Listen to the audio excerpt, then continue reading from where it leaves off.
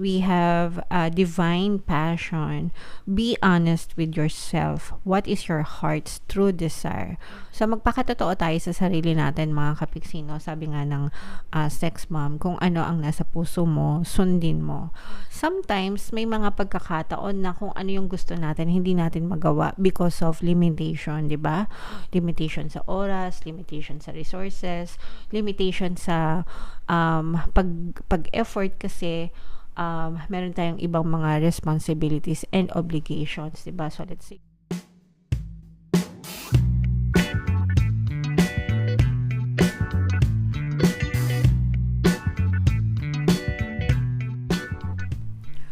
Hello guys, hello Iris. Welcome back to Pinay Pixie Tarot. Ang pamagat ng episode natin for tonight, mga kapigsi, is OOTM, Oracle of the Month, para ngayong April para sa Aries, Sun, Moon, Rising, Sign, and Venus. Meron tayong tatlong set ng decks dito, guys. Ito yung para sa spiritual messages, ito yung para sa life messages, and then ito naman yung para sa love life. Comment down below, guys, kung anong message yung nakaresonate kayo, no? Yung iba magre-resonate, yung iba hindi. Kung ano na lang yung nakaresonate sa inyo, take that message. General reading lang, guys. Pwede mag-resonate, pwedeng hindi. Combination ng positive and negative energy. So, unahin natin tong spiritual message for you, Aries. We have divine passion. Be honest with yourself. What is your heart's true desire?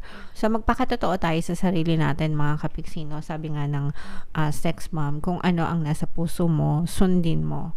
Sometimes, may mga pagkakataon na kung ano yung gusto natin, hindi natin magawa because of limitation, di ba? Limitation sa oras, limitation sa resources, limitation sa pag-effort kasi meron tayong ibang mga responsibilities and obligations, diba? So, let's say, for example, gusto mong magnegosyo, pero yun yung passion mo, maging negosyante, pero wala kang enough na kapital, wala kang pampuhunan, tapos wala kang time kasi full-time employee ka, nagwo-work ka, ganyan-ganyan. Sometimes, hindi mo naman siya kailangan gawin ng agad-agad na malakihan, no? You just have to take one step at a time, makapagsimula ka lang. And then, by the time na makapagsimula ka na, if you really, really love it, di ba, kung talagang gustong-gusto mo siyang gawin, and it turned out na yun talaga yung passion mo, the universe will find a way para magawa mo siya, mga kapiksi. Let's say, for example, kagaya nung kwento ko, no, when I started this channel, itong pagtatarot reading, hindi naman ako full-time na ganito lang yung ginagawa ko. Nagtatrabaho din ako noon during time na yon. Actually, dalawa pa nga yung work ko kasi home-based na ako noon.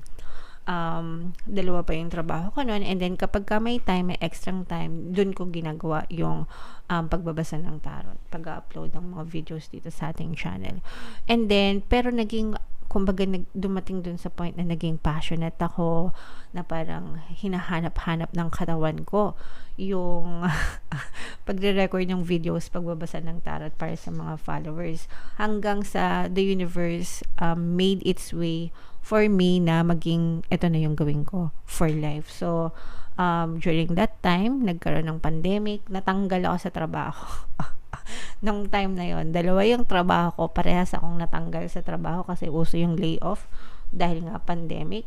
Doon na nabuo, no, na talagang 100% na yung oras ko dito sa channel na to. So, and the rest is history. So, ganon, mga kapiksi, hindi mo siya kailangan gawin na full-time agad, hindi mo siya kailangan gawin na 100% effort agad, diba? Unti-unti, just build the momentum, mga kapiksi, okay? And the universe will find its way para ipagkaloob siya sa'yo ng 100%, mga kapiksi. You just have to trust, no? Kailangan mo lang magtiwala, guys. Alright? So, yeah. Kung anong nasa puso nyo, Aries, sundin nyo. Okay? And then, ito naman yung ating life messages. So, shuffle ko to, guys. Habang shuffle ko to, panoorin nyo muna yung video natin regarding sa ating paano mag-manifest ng abundance video course. Kapiksi, sawa ka na ba sa mga struggles at hirap sa buhay mo? Masipag ka ba at masikap sa buhay ngunit hindi ka pa rin umaasenso? Ilang beses ka na bang nag-attempt magnegosyo at mag-invest pero palagi ka pa rin nalulugi? Sa Sa pagkakataon na ito ay maaaring may subconscious beliefs ka na nagiging balakid sa iyong pag-unlad at pagyaman. Introducing, paano mag-manifest ng abundance video course. Dito ay matututunan mong ma-overcome ang mga balakid mo para tuluyan ka ng umunlad, umasenso, sumagana, maging matagumpay, successful at maswerte sa iyong kabuhayan, pera, trabaho, negosyo, salapi at kaperahan ng bonggang-bongga. Dali, mag-send na ng email sa pinoypixitaro@gmail.com at simulan na ang iyong pagyaman ngayon. Alright. So, sabay-sabay tayo magpayaman guys. Ngayon, 2024, mag-avail na kayo ng course kasi sobrang ganda talaga niyan. And meron din tayong promo ngayon until March 31 guys. Magbibigay ako ng free 1 pampaswerte subliminal sa lahat na mag-avail ng course. Kaya mag-avail na kayo mga kapiksi. Alright? So, ito yung mga life messages we have here and now and we have Chopwood. So, ito guys, explain ko lang. Yung past nyo, nandito na siya sa kaliwa. So, tapos na siya. Hindi ka papunta doon. Tapos na yon, nakaraan mo na yon. And yung future mo, wala pa. Ito ka lang. Every day, nandito lang tayo sa present, mga kapiksi, no? Kasi yung past, tapos na, whatever happened, 5 seconds ago, 1 second ago, kanina, tapos na. Diba? And then, yung future, wala pa yan. Pero again, guys, nandito lang tayo palagi sa present moment, sa here and now. So, make sure na yung tawag dito, yung fino-focus ng attention mo sa present situation mo is yung gusto mong dalhin sa future mo mga kapiksi, because kung ano yung tinatanim mo ngayon, yan yung may experience mo in the future guys, okay? Yun yung kung ano yung tinatanim mo sa isip mo ngayon, whatever you perceive to be true in your subconscious mind right now will be your life in your future mga kapiksi, okay? So make sure na wag nating sinasayang yung ating everyday moment, no? Yung everyday na nabubuhay tayo, yung everyday na nag-iisip tayo, guys. No? Wag nating sinasayang yan sa karereklamo, sa mga stress natin, sa mga worries natin, sa mga problema. Especially kung problema pa yun na nadulot ng past. Tapos na yun. Kasi pag inisip-isip mo pa yung mga problema ng past mo sa present, dala-dala mo pa rin yun sa future. Pero pag kinalimutan mo yan, pinutol mo, no? And then nagtanim ka ng mga bagong present thoughts na maganda, no? Focusing on your desires, yun yung dadalhin mo sa future mga kapiksi. So enjoy the moment here and now. Make sure na nagtatanim kayo ng mga magagandang pananim, magagandang binhi na aanihin nyo in the future, okay? Comment down below guys if naintindihan nyo. Sana naintindihan nyo. And then we have Chopwood. Ito yung pagpapakumbaba mga kapiksi. This is very, very important guys. Regardless kahit ano pang achievement yung ma-achieve nyo sa buhay, kahit gaano katayog, kahit gaano kataas yung inyong marating. It's okay to celebrate guys. Now, be proud of yourself. Be proud of who you've become. Be proud dun sa mga achievements nyo. Pero wag kayong magyabang, no? Wag nating ipagyabang yon. Iba yung pagiging proud. Yung pagiging proud is masaya ka, no? You're giving yourself, 'di ba, benefit of the doubt yung tawag doon. Pero 'di ba, yung magyabang ka, maging arrogante ka dahil dun sa na-achieve mo, alalahanin mo, pwede kang bumagsak, 'di ba? So, yung mga, at saka guys, yung mga humble na tao, yung mga mapagkumbabang tao, lalo yung tinataas ng Panginoon, no? Lalo yan tinataas ng universe. And it's a very, very nice trait to observe mga kapiksi. So, make sure na palagi tayong maging mapagkumbaba mga kapiksi. Alright? Okay, so yeah.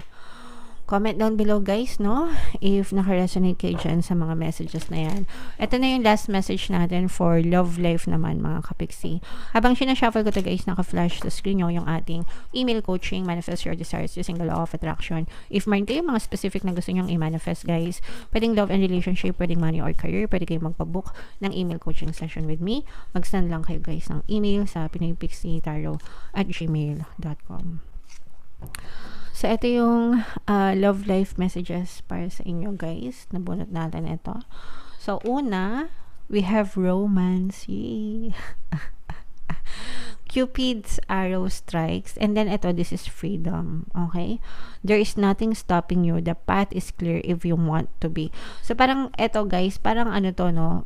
Parang ready ka na sa love of your life. Pwedeng bagong relationship ito mga kapiksi, or single ka na naghahanap ng kapartner sa buhay mo, parang you are ready right now, nandun ka sa stage na ready ka, and papanain ni Cupido, no, yung taong karapat-dapat para sa'yo. And even you, baka ikaw din, pinapana ka rin ni Cupido para ma-focus mo yung energy mo sa love life mo, mga kapiksi. Okay?